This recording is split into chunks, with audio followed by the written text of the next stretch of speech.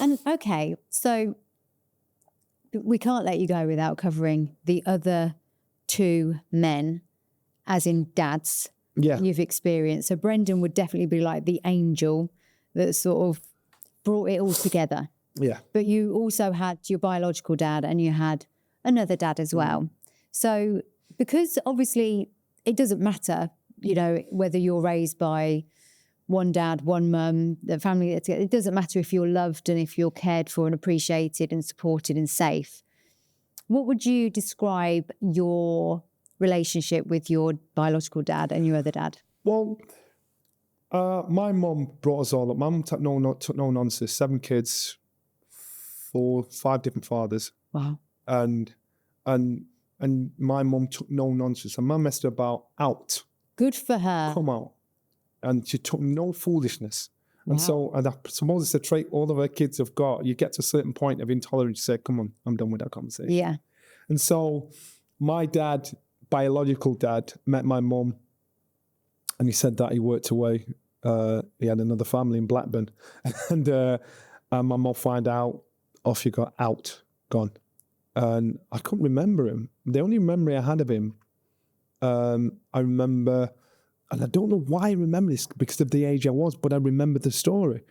I remember hearing it. And again, I was 3 years old. Yeah. And I had a godmother, because I went to a Catholic school, this white lady called Mrs. Shepherd. And my auntie Adris, she was still in touch with my biological dad, who lived out in Blackburn. And so she'd obviously going back, telling him, you know, obviously she's saying, look, your son, blah, blah, blah. So my mum knew this, but Auntie Adris didn't know this. And my mum said to Auntie Adris, I'm going to put Johnny up for adoption. Mrs. Shepherd's going to adopt him. And so she knew that my Auntie Adris was going to go back and tell my biological dad. Yes. And so one day I was playing outside in the street, in front of the house when you was a kid. And I know what car it is now because I'm older. It was a beige Cortina pulled apart side, and he got out, piercing blue eyes, good looking that fella. He got out. He said, "Come," and he got my arm to put me in the car.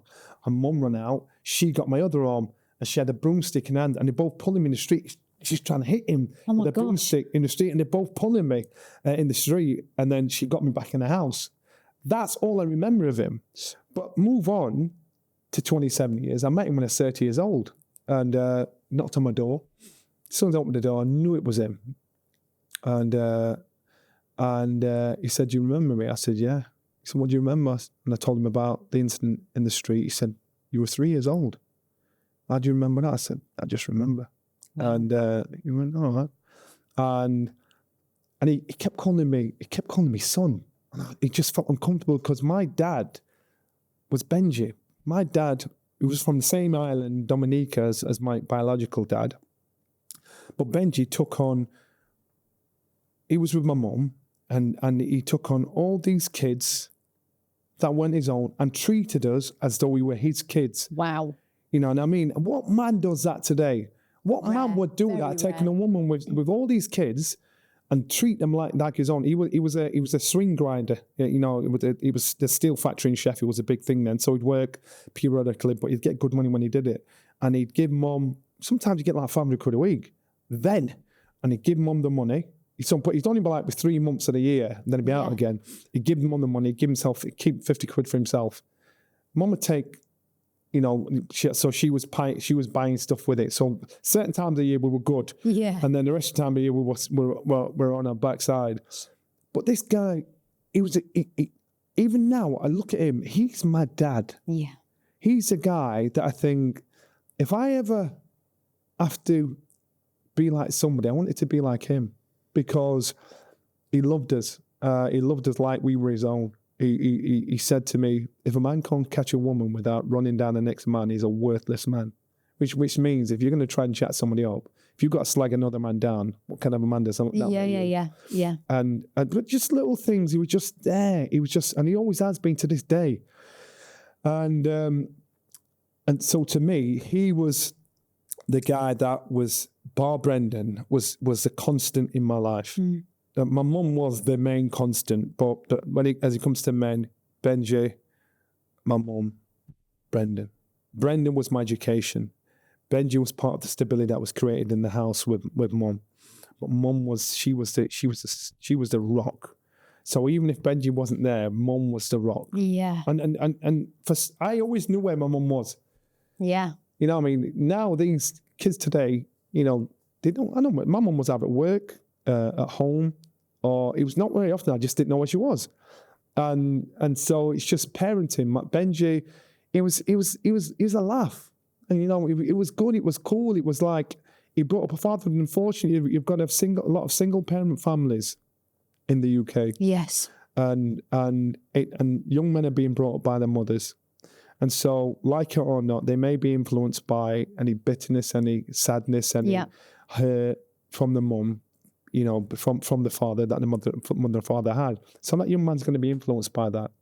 But he also needs the influence of a father as well. Yes. To talk about the responsibilities of the father. I looked at Benji and I thought, you're a good man. You're a good guy. Because what you are doing for somebody else's kids and treating us as your own, not many men would do that. I was fortunate to have that man as my father.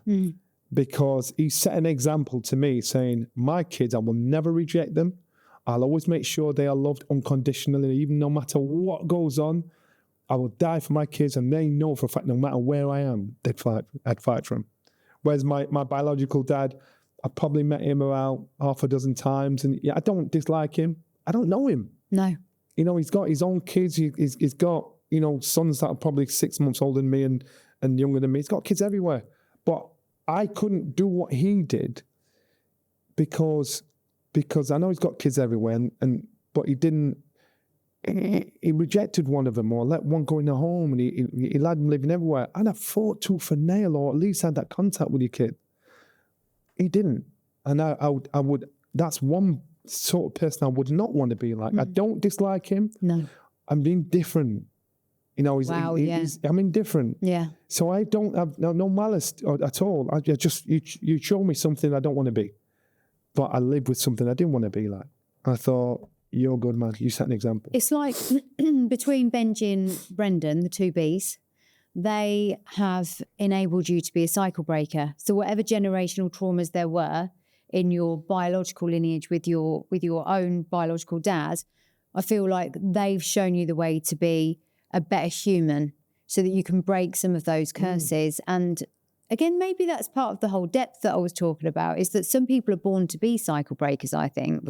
Maybe Brendan was one as well. Maybe that was the commonality, that he was a cycle breaker and saw that you were on some energetic, unconscious level. And that the people that you've touched as, you know, a mentor in boxing or at talks that you give, or even just listening to podcasts or whatever it is, that there's something about you that has that impact on them, because it is all about paying it forward. It's all a cycle. It's all a rhythm.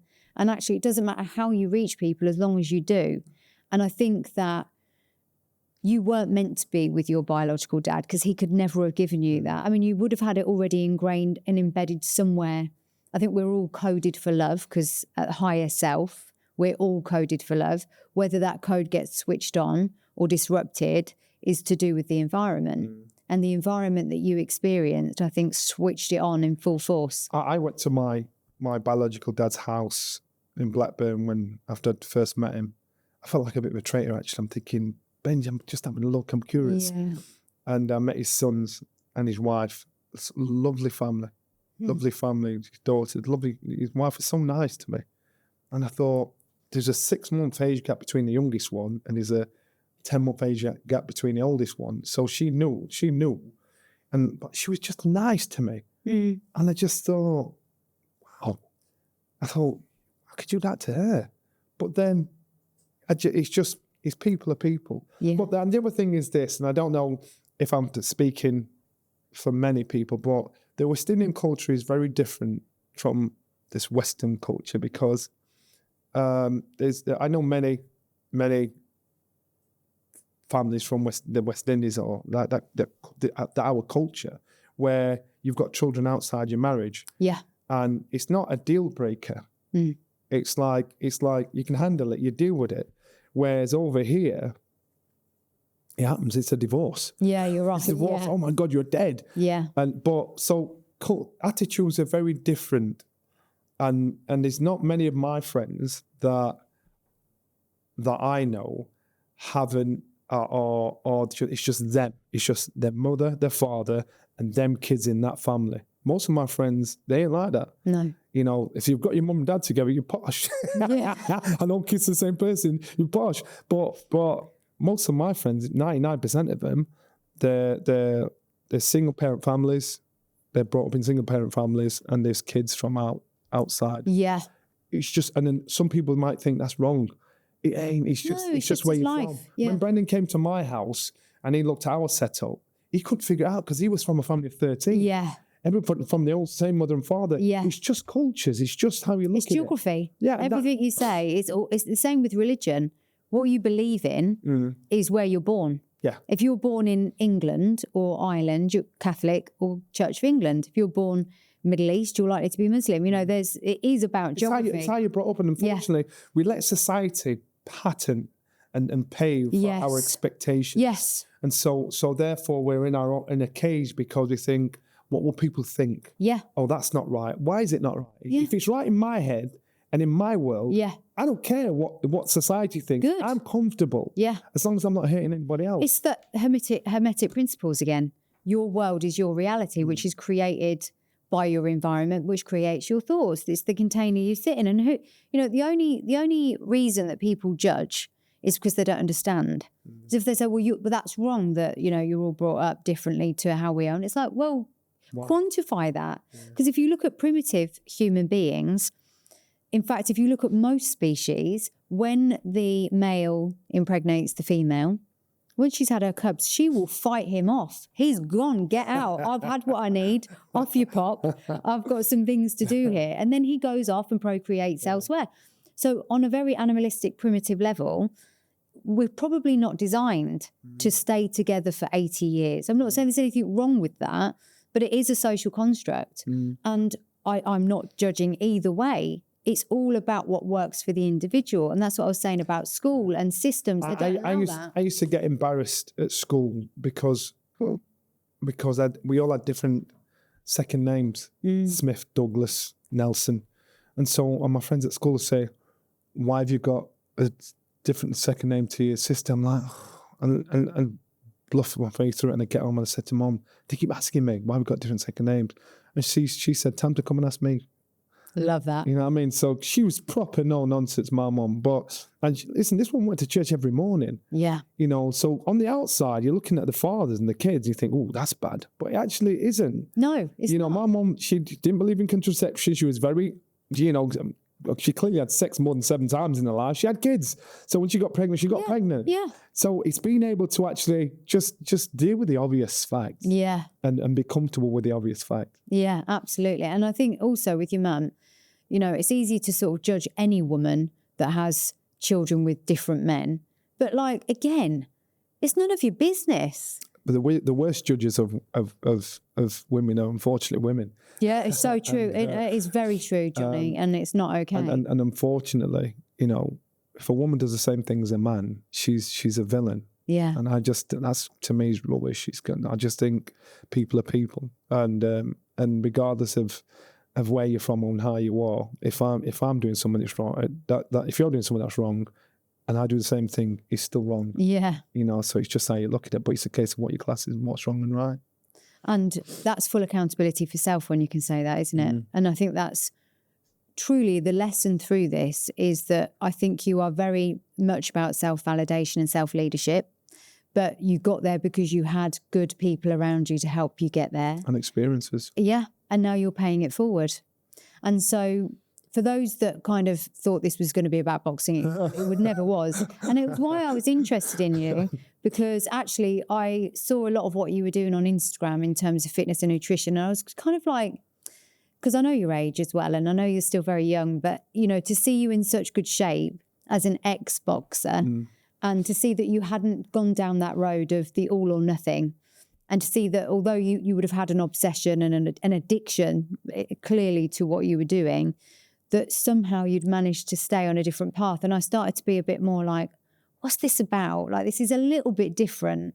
And I just felt that there was something more juicy about your story, which actually the juiciness is the more spiritual, I guess, that higher belief and that higher energy that you emit and that you obviously hold. And I think that's really important for people to hear, because a lot of people are very lost, and a lot of people just need, we all see like the short reels on Instagram and, you know, the little quotes, and they're really, really helpful. But I knew there was going to be a lot of quality and something that people could hold on to with your story, because you are such a giver as well. Like, you've obviously accepted a lot of love, but you give it out. And I think you can tell that in the way you've told that story. But I love as well that you did everything back to front. I love that. Because we all do it. Yeah. But do you know what? There's so many people with an inflated ego that are perhaps looking for validation from others, that don't know how to exist without being on a pedestal. You did it completely the other way around. And I think that's what makes you different. And that's why you held that record for so long. And I know it's still the longest standing Cruiserweight world champ of all time, isn't it? So no one's beat you yet. And if they do, they've got to be pretty special. We've all got some special. You've just got to find that special. Just got to find that special. And yours, I think the proof is in the pudding, but it's also in the energy. So I really want to say thank you for being here today. I know that you've got to go because you've got to look after your grandbaby. Yeah. And I'm really appreciative of the time that you gave today. It's a Saturday for those that are listening to this on another day. So I'm really, really grateful that you came. Thank you. Thanks for being here.